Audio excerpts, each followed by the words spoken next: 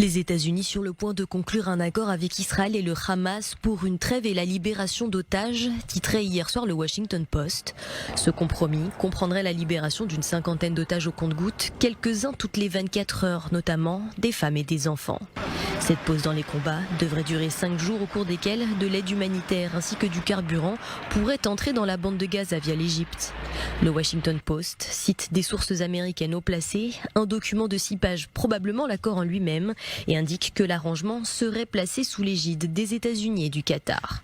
Pourtant, quelques heures après la publication de l'article, la Maison-Blanche dément tout compromis. Nous ne sommes pas encore parvenus à un accord, mais nous continuons de travailler dur pour y parvenir. Même son de cloche hier soir du côté de Jérusalem.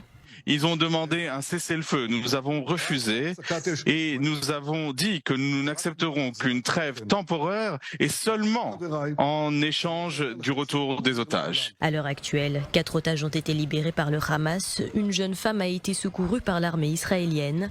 Au moins 3 corps d'otages ont été retrouvés dans la bande de Gaza. À ce jour, 236 personnes sont toujours détenues par le Hamas et d'autres groupes terroristes dans le territoire palestinien.